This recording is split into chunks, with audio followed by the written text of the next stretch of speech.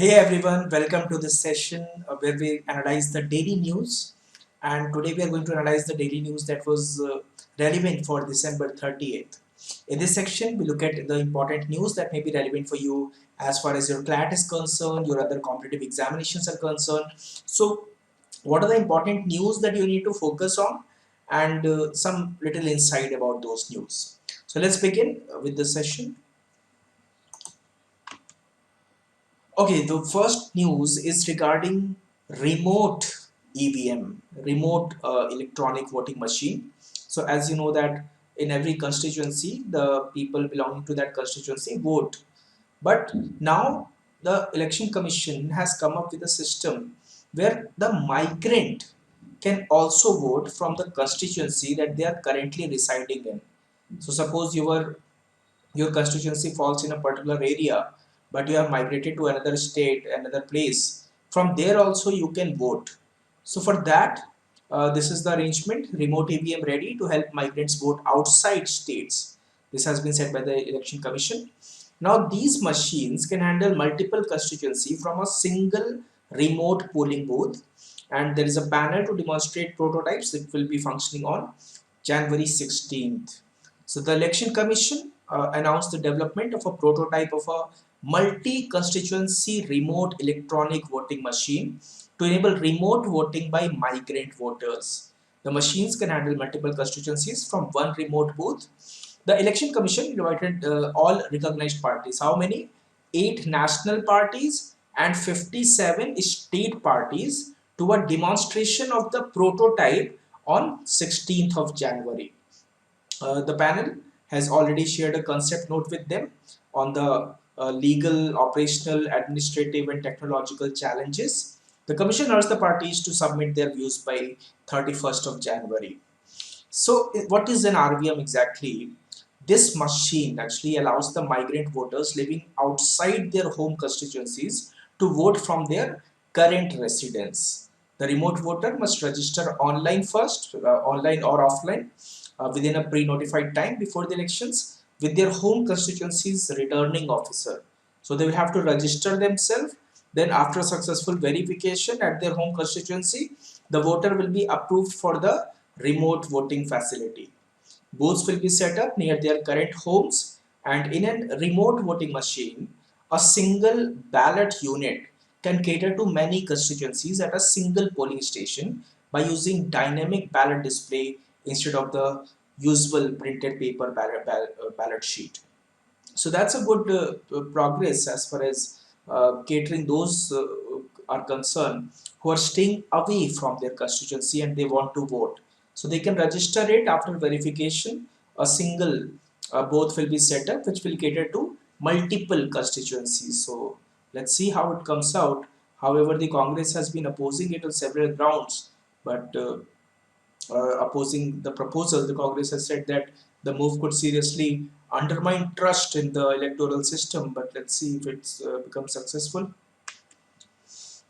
The next news is coming from Israel. Benjamin Netanyahu was sworn into office, taking the helm of the most right-wing and religiously conservative government in Israel's history, and going to implement the policies that could cause domestic and regional turmoil and alienate the country's closest allies. Mr. Netanyahu took the oath of office moments after the parliament passed a vote of confidence in his government. His return marks his sixth term in office. This time he will be for the sixth time becoming the prime minister, continuing his more than decade-long dominance over the Israeli politics. And please understand remember some facts about this, that he is the country's longest serving prime minister. He has held office from 2009 until 2021, and he also had a stint in 1990s. So he was ousted from the office last year after 4 deadlock elections by a coalition of 8 parties that was solely united in their opposition to his rule while he was on trial in corruption for corruption. So Netanyahu has said that I hear the constant cries of the opposition about the end of the country and democracy. And he says that opposition members to lose in elections is not the end of democracy, it is the essence of democracy. Mr. Netanyahu heads a government comprised of hardline religious ultra-nationalist parties dominated by West Bank settlers, two ultra-orthodox parties, and his nationalist Likud party. There has been a study regarding how many states the information commissions have been answering the RTIs properly, and Tamil Nadu is the worst performing in these RTI responsiveness. Tamil Nadu is the worst performing, and Maharashtra is the second worst performing, because Tamil Nadu furnished only 14% of the details that were sought, and Maharashtra has shared only 23% of the data that was sought. So the State Information Commission of Tamil Nadu has been the worst performing in responsiveness under the Right to Information Act, furnishing only 14% of the information sought. Maharashtra was the second worst, sharing 23% of the information asked, according to a report card of the performance of the information commissions in India for 21-22 by the Satark Nagrik Sangathan. The Satark Nagrik Sangathan conducted this research, and according to that, Tamil Nadu is the worst, Maharashtra is the second worst. Then comes Chhattisgarh. You can see the table here. Chhattisgarh 48%. We have Bihar is at 67%, Madhya Pradesh at 68%, Rajasthan 68%, and West Bengal 73%. So Tamil Nadu worst, Maharashtra second worst, West Bengal is doing quite good. Haryana government hikes monthly income limit for free treatment at private hospitals. So the Manohar Lal Khattar government plans to hold private hospitals accountable for fulfilling their end of the healthcare deal in lieu of receiving land at concessional rates. So these private hospitals have received the land for building the hospital at concessional rates. So in return, they have to do something.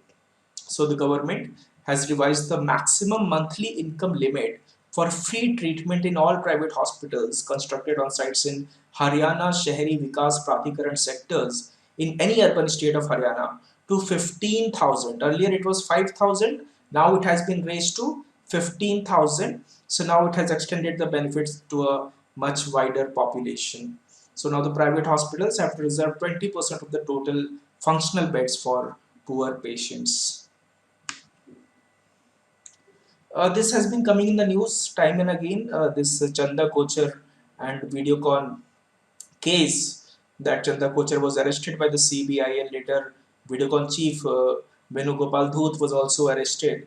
So there is this article on in the Hindu about this whole case. So what are the charges levied against Chanda Kochar and her husband Deepak Kochar, and when did the allegations first come to light, and what does the FITS report say? So on December 23rd, the CBI arrested private lender ICICI Bank's former managing director and chief executive officer Chanda Kochar, along with her husband Deepak Kochar. This case was a case pertaining to fraudulent disbursal of loans amounting to 1,875 crore rupees between 2009 to 11 to the Videocon group of companies during her tenure at the helm of ICICI. The CBI also arrested Videocon promoter Venugopal Dhoot.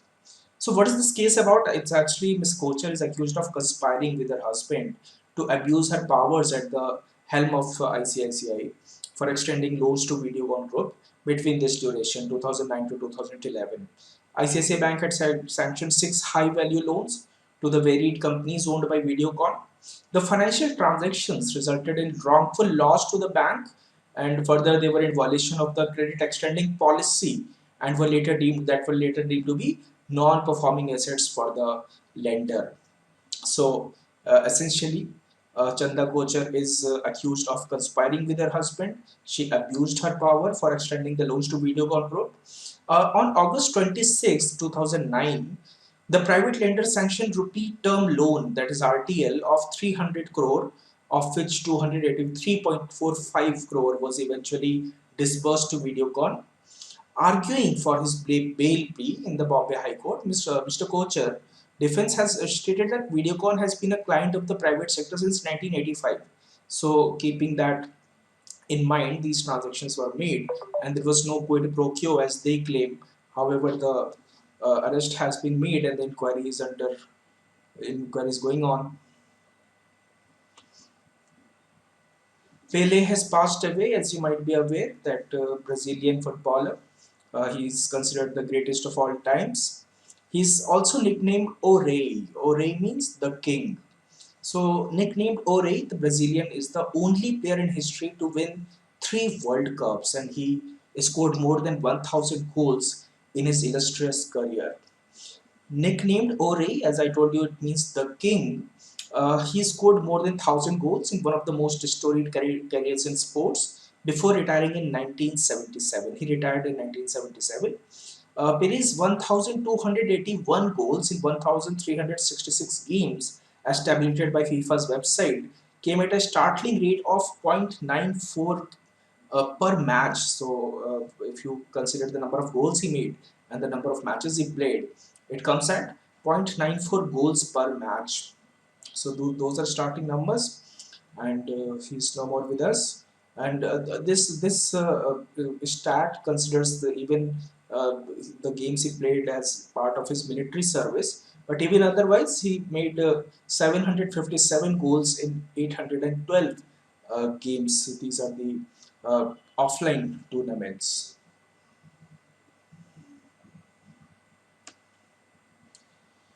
There is a border row at Karnataka and Maharashtra. So there is a, and this is not a new thing.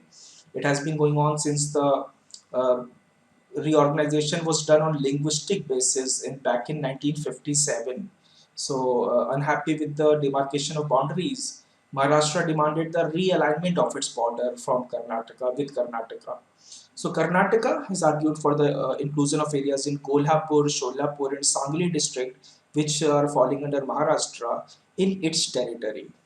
Recently, it's a news because there a war of word broke out between BJP leaders in Karnataka and Maharashtra over the border row last month after Chief Minister Basavaraj Bommai said the BJP-led government was seriously considering laying a claim on Jat Taluk. So this issue is here. Let's see how we settle that. So these were some important news regarding December 30th. The most important news was regarding this voting machine, the remote electronic voting machine that is being proposed. And let's see how it turns out. Then we have this Netanyahu sworn in as the head of Israel's new far-right government. Then Tamil Nadu is the worst performer in the RTI in furnishing RTI queries. Maharashtra is the second worst. Haryana government has hiked the monthly income limit for free treatment at private hospitals. Then there is this case of Chanda Kochar and Videocon. And Pele has passed away in Karnataka and Maharashtra. There is a border row going on. With these important news, let's see you in the next session. Till then, have a good day. All the best.